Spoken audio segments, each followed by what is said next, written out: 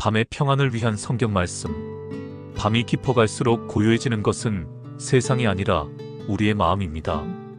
불 꺼진 방 안에 혼자 누워있으면 하루 종일 억눌렀던 감정들과 염려들이 조용히 고개를 들기 시작합니다. 바로 그때 우리는 깨닫게 됩니다. 진짜 쉼이 필요한 것은 몸이 아니라 마음이라는 것을.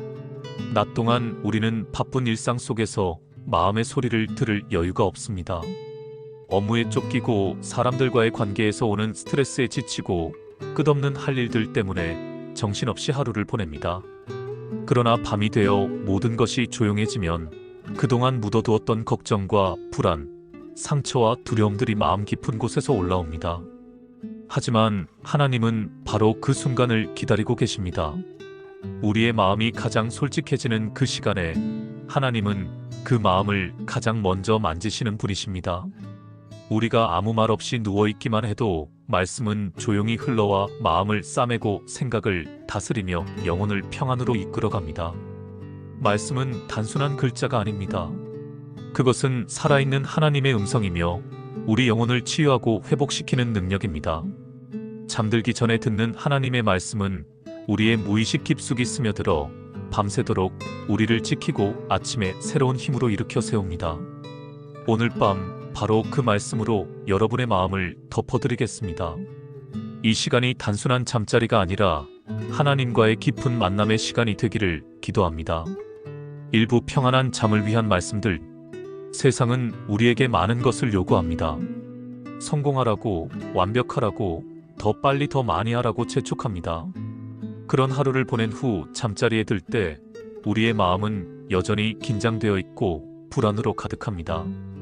하지만 하나님은 우리에게 진정한 평안을 약속하셨습니다. 1. 시편 4편 8절.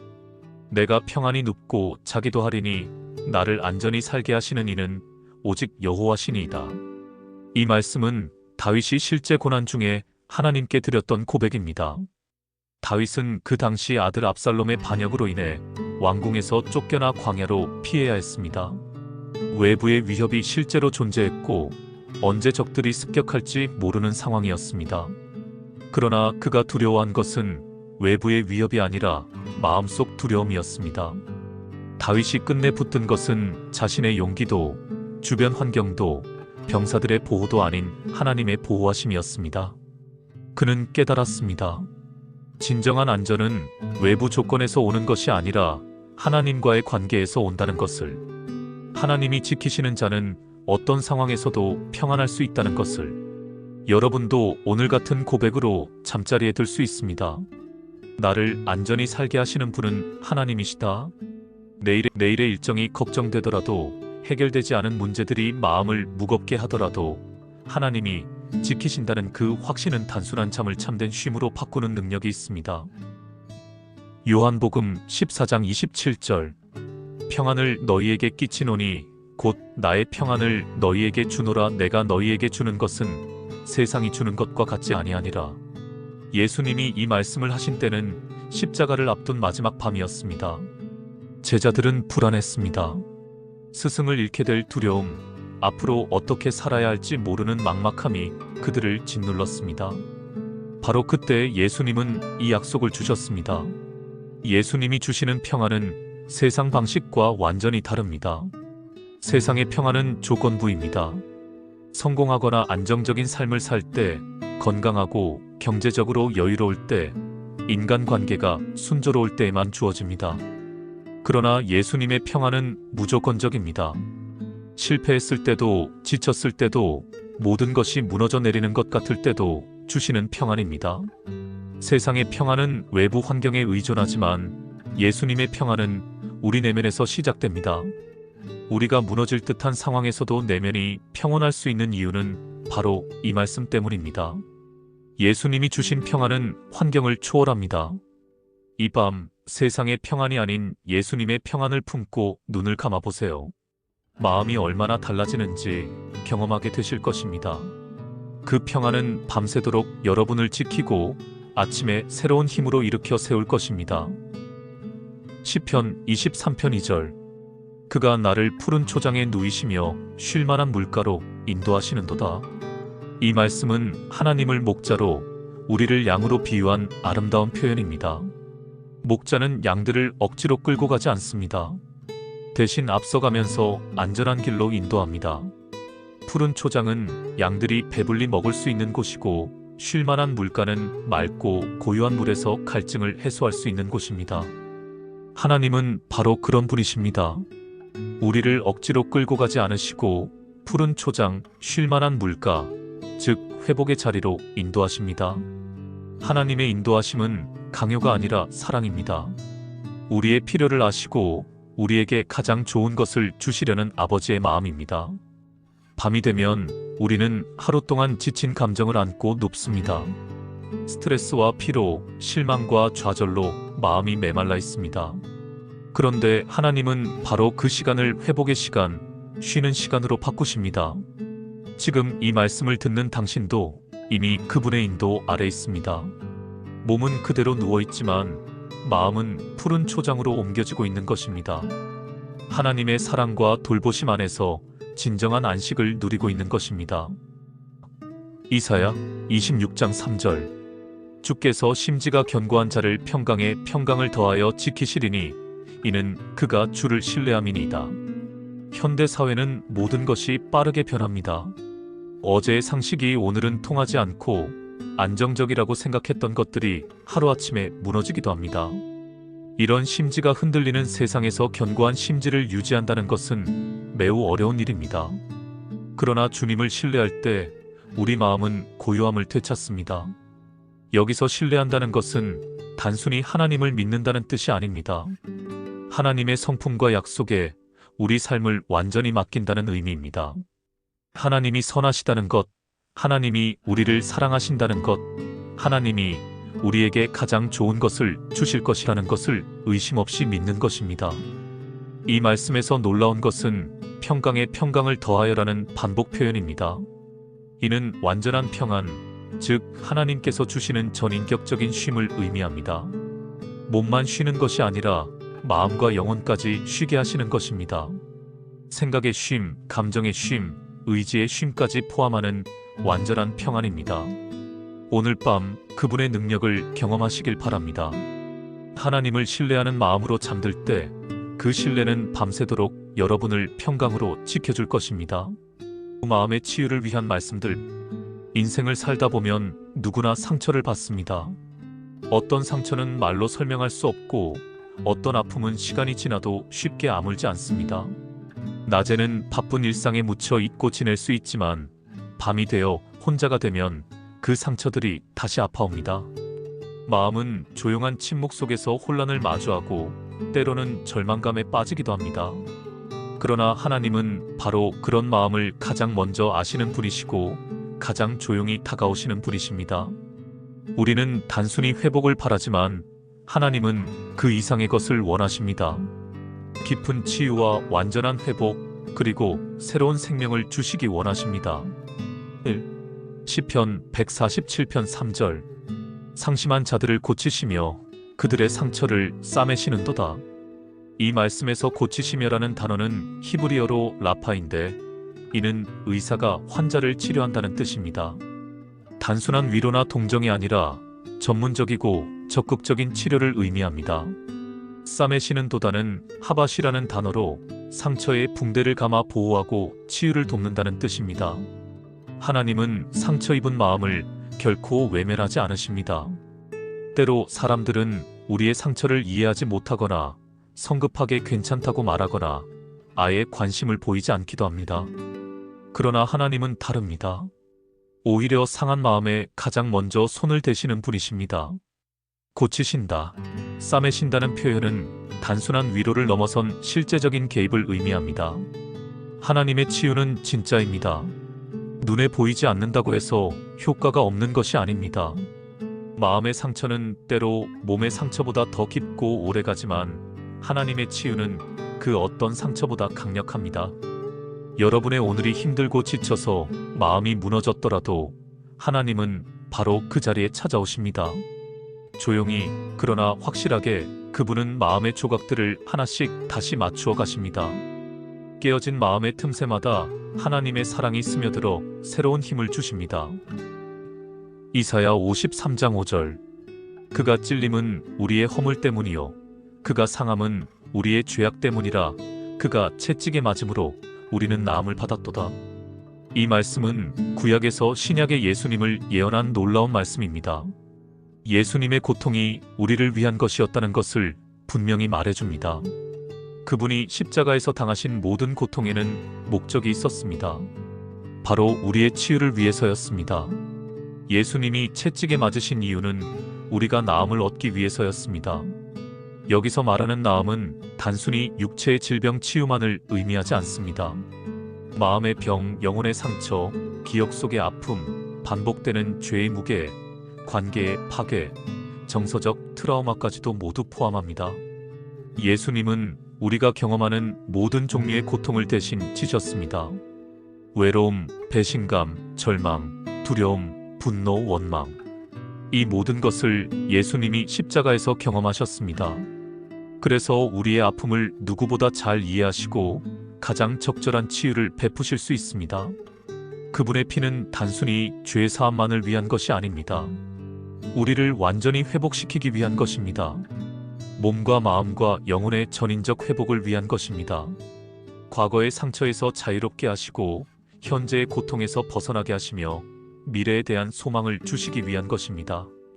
이 말씀을 들으며 눈을 감는 순간 여러분의 마음 어딘가에서 예수님의 치유하시는 손길이 시작될 것입니다. 그 치유는 서서히 그러나 확실하게 여러분의 상처를 아물게 할 것입니다. 예레미야 17장 14절. 여호와여 주는 나의 찬송이시오니 나를 고치소서. 그리하시면 내가 낫겠나이다. 나를 구원하소서. 그리하시면 내가 구원을 얻으리이다. 이 구절은 예레미야 선지자의 간절한 기도입니다. 예레미야는 하나님의 말씀을 전하는 사명 때문에 많은 고난을 당했습니다. 동족들에게 미움받고 때로는 생명의 위험까지 느꼈습니다. 그럼에도 그는 하나님께 나아가 치유를 간구했습니다.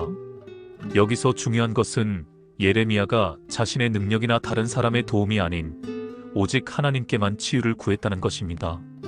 나를 고치소서. 그리하시면 내가 낫겠나이다라는 표현에서 볼 수 있듯이 그는 하나님의 치유에 대한 절대적인 확신을 가지고 있었습니다. 치유는 우리가 스스로 애써서 이루어지는 것이 아닙니다. 시간이 해결해 주는 것도 아니고 의지력으로 극복하는 것도 아닙니다. 물론 이런 것들이 도움이 될 수는 있지만 근본적인 치유는 하나님께 간구할 때 주어지는 선물입니다.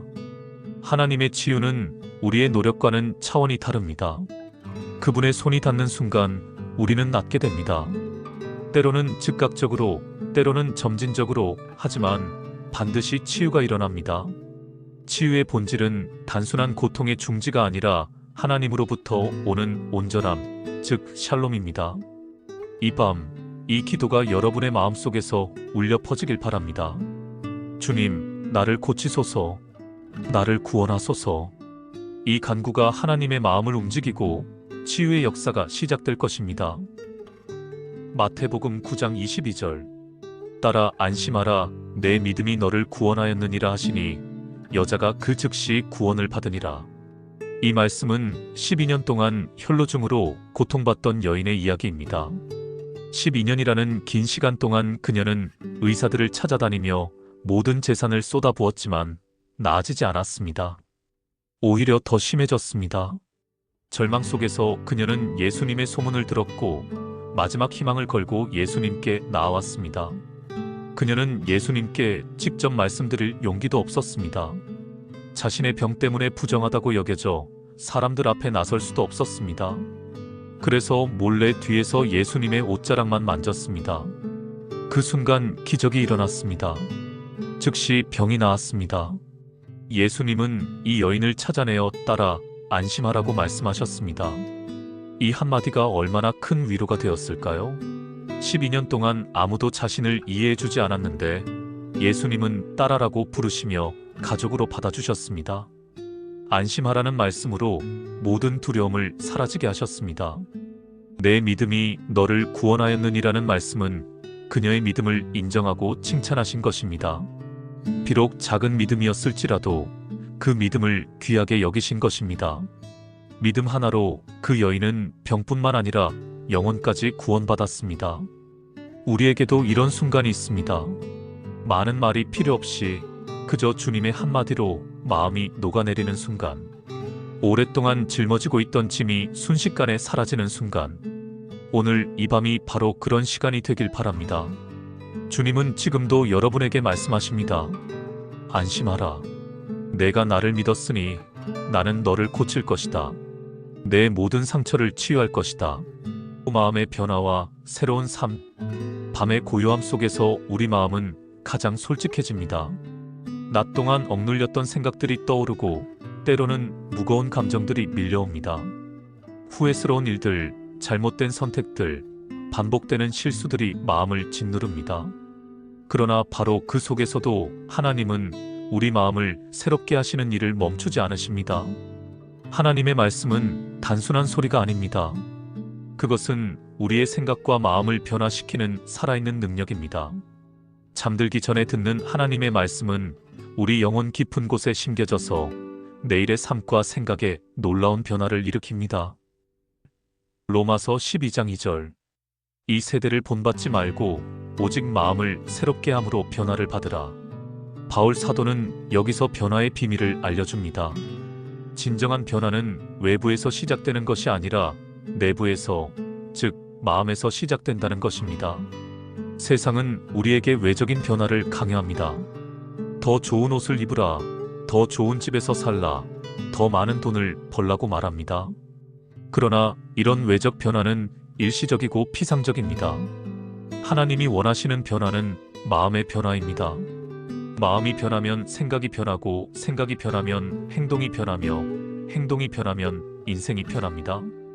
이것이 하나님의 변화 공식입니다. 이 세대를 본받지 말고라는 말씀은 세상의 가치관과 기준에 따라 살지 말라는 뜻입니다. 세상은 성공, 부우, 명예, 쾌락을 추구하라고 합니다. 경쟁에서 이기고 남보다 앞서가고 자신의 욕망을 만족시키라고 합니다. 그러나 이런 세상의 가치관을 따라 살면 결국 공허함과 허무함만 남게 됩니다. 대신 하나님이 주시는 새 마음으로 살아갈 때 우리는 진정한 변화를 경험하게 됩니다. 사랑, 기쁨, 평안, 오래 참음, 자비, 양선, 충성, 온유, 절제 같은 성령의 열매가 우리 삶에 나타나게 됩니다. 잠들기 전 이 말씀을 듣고 마음을 새롭게 한다면 내일은 이전과는 다른 시선과 태도로 하루를 시작하게 될 것입니다. 같은 상황이라도 다르게 보이고 같은 사람이라도 다르게 대하게 될 것입니다. 에베소서 4장 22-24절. 너희는 유혹의 욕심을 따라 썩어져가는 구습을 따르는 옛사람을 벗어버리고 오직 너희의 심령이 새롭게 되어 하나님을 따라 의와 진리의 거룩함으로 지으심을 받은 새 사람을 입으라. 이 말씀은 우리 안에 일어나는 영적 변화를 옷을 갈아입는 것에 비유했습니다. 옛사람은 죄와 욕심으로 더러워진 낡은 옷과 같습니다. 아무리 세탁해도 완전히 깨끗해지지 않는 옷처럼 옛사람은 근본적인 변화가 불가능합니다. 그래서 완전히 벗어버려야 합니다. 하나님은 우리에게 새 사람을 입으라고 하십니다. 이 새 사람은 의와 진리의 거룩함으로 지어진 존재입니다. 이전의 낡은 생각과 습관, 부정적인 감정과 죄된 욕망을 벗어던지고 하나님을 닮은 새로운 존재로 변화되는 것입니다. 잠들기 전에 듣는 말씀은 바로 이 새 사람을 입는 과정의 시작입니다. 매일 밤 말씀과 함께 자는 삶은 곧 새로워지는 삶입니다. 하루하루 조금씩 옛사람을 벗고 새 사람을 입어가는 과정인 것입니다. 시편 119편 11절. 내가 주께 범죄하지 아니하려 하여 주의 말씀을 내 마음에 숨겼나이다. 말씀을 마음에 품는다는 것은 단순히 듣는 것이 아니라 삶의 중심에 두는 것입니다. 숨겼다는 표현은 보물을 안전한 곳에 감춰두듯이 말씀을 마음 깊은 곳에 소중히 간직한다는 뜻입니다. 잠들기 전에 듣는 성경 말씀은 마음에 깊이 새겨져서 무의식 속에서도 우리를 지키고 행동과 선택을 인도합니다. 우리가 잠든 사이에도 말씀은 살아 역사하여 죄에서 우리를 보호하는 강력한 힘이 됩니다. 다윗은 죄를 짓지 않기 위해 말씀을 마음에 숨겼다고 했습니다. 이는 말씀이 죄를 예방하는 능력이 있다는 것을 보여줍니다. 말씀으로 무장된 마음은 유혹이 와도 흔들리지 않고 올바른 선택을 할 수 있는 지혜를 줍니다. 평안과 소망을 위한 말씀들. 밤이 깊어질수록 세상의 소음이 찾아들고 우리 마음의 공간이 더 넓어집니다. 그 고요 속에서 하나님은 우리에게 평안을 약속하시며 아무도 흔들 수 없는 평강을 허락하십니다. 이 평안은 단순한 감정이 아니라 믿음으로 받는 하나님의 선물이자 우리 영혼을 지키는 강력한 보호막입니다. 빌립보서 4장 6-7절. 아무것도 염려하지 말고 다만 모든 일에 기도와 간구로 너희 구할 것을 감사함으로 하나님께 아뢰라. 그리하면 모든 지각에 뛰어난 하나님의 평강이 너희 마음과 생각을 지키시리라. 이 말씀은 우리의 마음이 하나님 앞에서 완전히 놓여질 때 놀라운 평강이 임한다는 약속입니다. 바울은 감옥에 갇혀 있으면서도 이런 말씀을 썼습니다. 그의 평안은 환경에서 온 것이 아니라 하나님과의 관계에서 온 것이었습니다. 걱정과 두려움으로 가득한 마음도 기도와 감사로 하나님께 내어드리면 하나님이 그 자리를 평안으로 채워주십니다. 모든 지각에 뛰어난이라는 표현은 인간의 이해를 초월한다는 뜻입니다. 우리가 왜 평안한지 설명할 수 없지만 분명히 평안이 임하는 것입니다. 예레미야 29장 11절. 여호와의 말씀이니라. 내가 너희를 향한 생각을 내가 아나니 평안이요 재앙이 아니니라. 너희에게 미래와 희망을 주려 하는 생각이니라. 이 말씀은 바벨론 포로로 끌려간 이스라엘 백성들에게 주신 약속입니다. 절망적인 상황에서도 하나님은 그들의 미래에 대한 계획을 가지고 계셨습니다. 그 계획은 평안과 희망으로 가득한 것이었습니다. 하나님께서 우리 각자의 미래를 이미 계획하시고 그 계획이 평안과 희망으로 가득하다는 약속입니다. 현재가 아무리 어렵고 힘들어도 하나님의 계획은 변하지 않습니다. 우리가 이 약속을 붙잡고 잠들 때 그 소망은 우리의 꿈과 내일을 밝히는 등불이 됩니다. 이사야 40장 31절. 오직 여호와를 앙망하는 자는 새 힘을 얻으리니 독수리가 날개치며 올라감 같을 것이요 다른 박질하여도 곤비하지 아니하겠고 걸어가도 피곤하지 아니하리로다. 하나님을 소망하는 자는 낙심하지 않고 다시 날아오릅니다. 지친 영혼에게 새 힘을 주시는 하나님은 우리 삶을 날개 달린 독수리처럼 높이 들어올리십니다. 독수리는 상승 기류를 타고 높이 올라가는 것처럼 우리도 하나님의 능력을 의지할 때 어려움을 넘어설 수 있습니다. 하나님의 사랑과 밤이 찾아오면 마음 깊은 곳에서 두려움과 불안이 올라올 때가 많습니다. 세상이 주는 위협과 걱정들, 사람 사이의 갈등과 상처들이 마음을 무겁게 누릅니다. 그러나 하나님은 그 모든 무거움을 덜어주시고 사랑으로 우리를 감싸주시는 분이십니다. 요한일서 4장 16절. 하나님은 사랑이시라. 사랑 안에 거하는 자는 하나님 안에 거하고 하나님도 그 안에 거하시느니라. 이 말씀은 사랑의 근원이 하나님임을 알려줍니다. 하나님의 본질 자체가 사랑이십니다. 우리가 말씀을 들으며 잠들 때 그 사랑이 우리 마음 안에 거하게 되고 하나님도 우리 안에 거하십니다. 밤의 고요 속에서 하나님과의 친밀함이 깊어지며 사랑이 충만해지는 은혜를 경험할 수 있습니다. 시편 91편 4절. 그가 그 깃털로 너를 덮으시리니 내가 그의 날개 아래에 피하리로다. 그의 진실함은 방패와 손방패가 되리라. 하나님은 우리를 날개 아래 감싸시는 어머니의 품과 같은 존재입니다. 새끼를 보호하는 어미새처럼 하나님은 우리를 안전하게 지키십니다. 밤에 잠드는 그 순간도 하나님은 우리를 안전하게 지키시며 어떤 위험도 막아주십니다. 3. 로마서 8장 38-39절. 내가 확신하노니 사망이나 생명이나 천사들이나 권세자들이나 현재일이나 장래일이나 능력이나 높음이나 깊음이나 다른 어떤 피조물이라도 우리를 우리 주 그리스도 예수 안에 있는 하나님의 사랑에서 끊을 수 없으리라. 하나님의 사랑은 어떤 상황에서도 우리를 떠나지 않습니다. 바울은 온갖 어려움을 겪으면서도 이런 확신을 가졌습니다. 이 말씀이 마음에 깊이 새겨질 때 우리의 삶은 흔들리지 않고 견고해집니다. 새로운 아침을 향한 약속.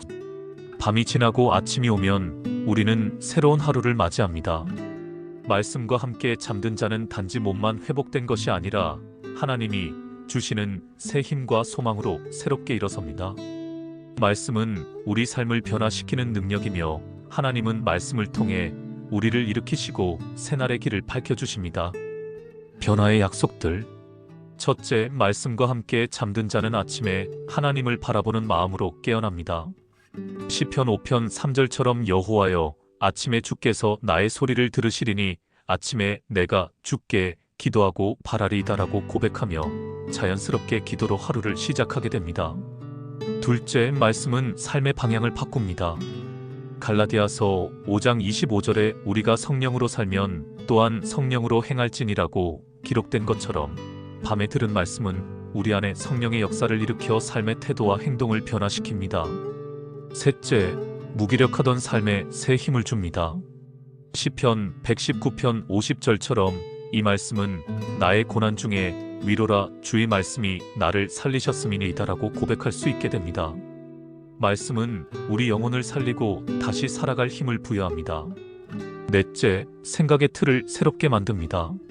로마서 12장 2절의 권면대로 밤에 듣는 말씀은 우리 생각을 하나님의 관점으로 바꾸어 삶 전체를 새롭게 합니다. 다섯째, 인간관계를 변화시킵니다. 요한일서 4장 7절에서 강조한 것처럼 서로 사랑하자. 사랑은 하나님께 속한 것이니라는 마음으로 사랑으로 관계를 회복하고 세워가게 됩니다. 여섯째, 염려를 다스립니다. 마태복음 6장 34절 내일 일을 위하여 염려하지 말라는 주님의 말씀이 밤에 듣는 평안의 근거가 됩니다. 일곱째, 하루의 언어를 바꿉니다. 골로사서 3장 16절처럼 그리스도의 말씀이 너희 속에 풍성히 거하여 감사하는 마음으로 하나님을 찬양하라는 말씀대로 감사의 언어를 심어 하루를 복되게 만듭니다. 오늘 나눈 이 말씀들이 모두 잠들기 전 우리를 감싸주는 하나님의 음성입니다. 어떤 침대보다, 어떤 음악보다, 어떤 사람의 말보다 깊고 온전한 평안이 이 말씀 안에 있습니다. 말씀과 함께 잠드는 오늘 밤 여러분의 내면이 정리되고 영혼은 하나님께 가까워지며 새벽은 새로운 기쁨으로 열릴 것입니다. 하나님의 평안이 여러분의 마음과 생각을 지키시고 내일 아침 새로운 은혜로 깨어나시기를 간절히 기도합니다. 잠들기 전 이 마지막 순간까지도 하나님은 여러분과 함께 계십니다. 안심하고 평안히 잠드시기 바랍니다. 하나님의 사랑 안에서 깊은 쉼을 누리시길 축복합니다.